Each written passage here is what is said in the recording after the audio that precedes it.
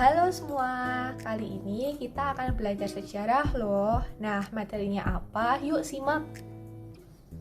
Oke, jadi ini adalah materinya, yaitu Kerajaan Islam masuk di Pulau Sumatera. Nah, nama saya itu Katarina Adventian Tias dari kelas A absen 4. Semoga menikmati videonya ya. Oke, materi yang akan kita pelajari ada 4 poin, yaitu yang pertama latar belakangnya masuknya Islam di Pulau Sumatera, yang kedua adanya perjuangan yang dilakukan para tokoh dalam menyebarkan agama Islam, yang ketiga adanya hambatan, dan yang keempat adanya nilai-nilai tokoh yang dapat kita ambil. Oke, jadi langsung masuk aja ya ke latar belakang masuknya agama Islam di Pulau Sumatera. Oke, nih, tada. Oke, ini adanya gambar peta Sumatera. Ini agak saya buat miring ya. Sorry, tapi mungkin kalian tak asing lagi sama gambar ini. Yuk kita langsung masuk ke penjelasannya ya.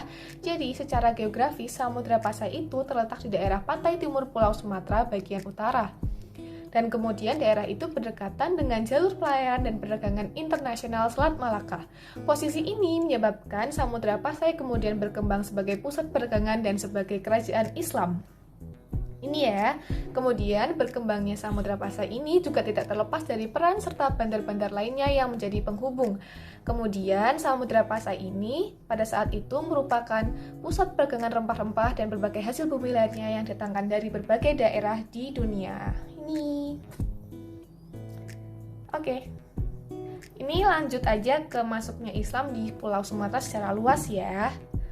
Nah, masuknya Islam di Pulau Sumatera itu pada abad ke-7, kemudian sudah ada kerajaan Buddha di Sriwijaya, dan kemudian kerajaan Sriwijaya ini mendapat serbuan dari India. Nah, maka dari itu kesempatannya digunakan untuk menyebarkan agama Islam di Pulau Sumatera.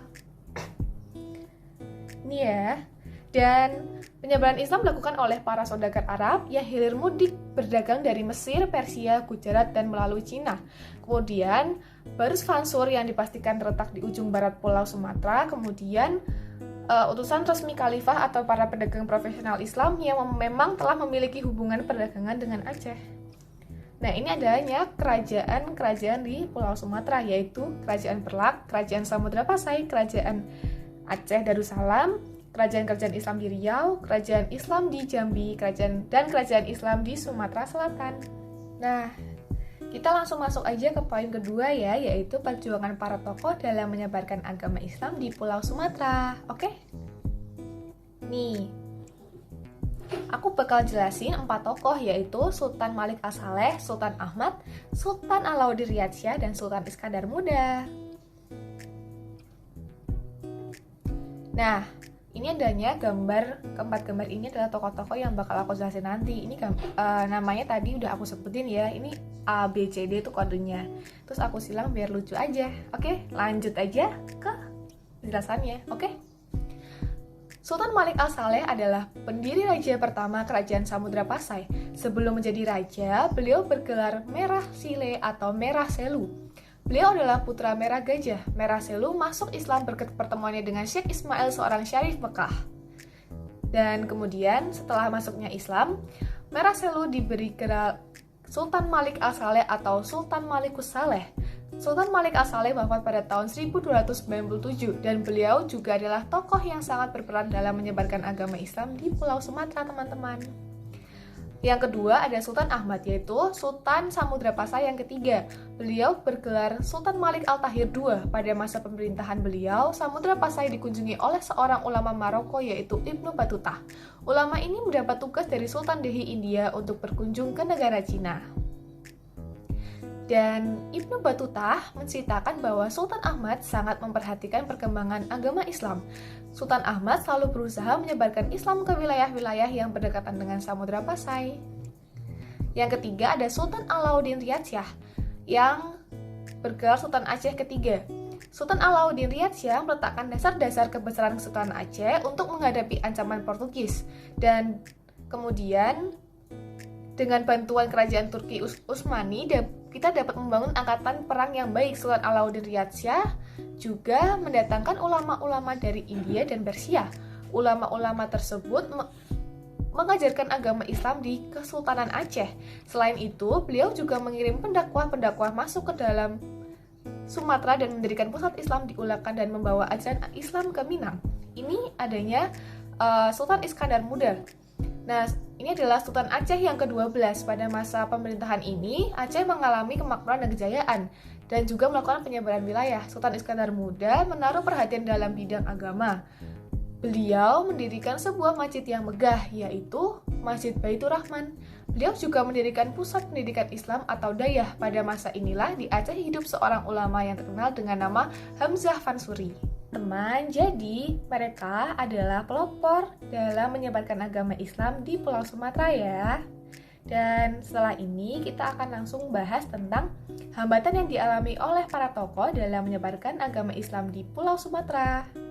Yuk langsung aja. Tara!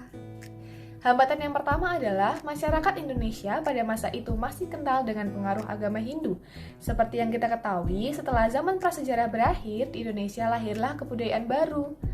Dan kemudian kebudayaan tersebut ditandai dengan datangnya orang-orang India sebagai pembawa kebudayaan Hindu yang membawa pengaruh dan menyebabkan perubahan cara hidup masyarakat di Indonesia baik dalam tata cara hidup kemasyarakatan, perekonomian, dan keagamaan.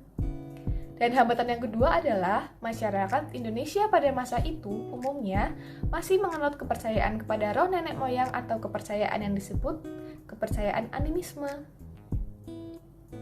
Oke, ini ya.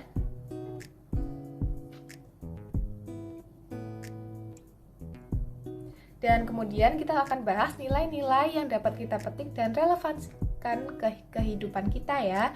Nah, dari keseluruhan 4 tokoh yang sudah saya jelaskan, saya mendapatkan nilai-nilai dari mereka yaitu seperti Sultan Iskandar Muda yang pantang menyerah dalam menyebarkan agama Islam walaupun mendapat banyak hambatan, Sultan Ahmad yang murah hati, Sultan Alauddin Riyadsyah yang selalu sabar menghadapi hambatan, dan Sultan Malik Al-Saleh yang selalu bijaksana dalam menentukan pilihannya dan tak diragukan lagi. Semua dari tokoh ini taat kepada Sang Pencipta yaitu Allahnya mereka masing-masing.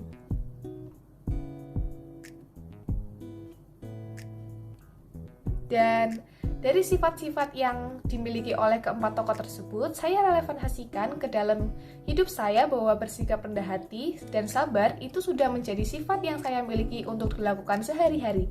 Contohnya, saya harus rendah hati kepada semua teman yang saya miliki dan demikian juga harus sabar tiap kali menghadapi masalah. Dan semuanya itu saya akan terapkan dalam kehidupan saya sehari-hari juga. Dan terima kasih, semoga video ini bermanfaat untuk kalian semua dan juga bisa menambah wawasan kalian semua ya. Semoga selalu sehat dan sampai jumpa.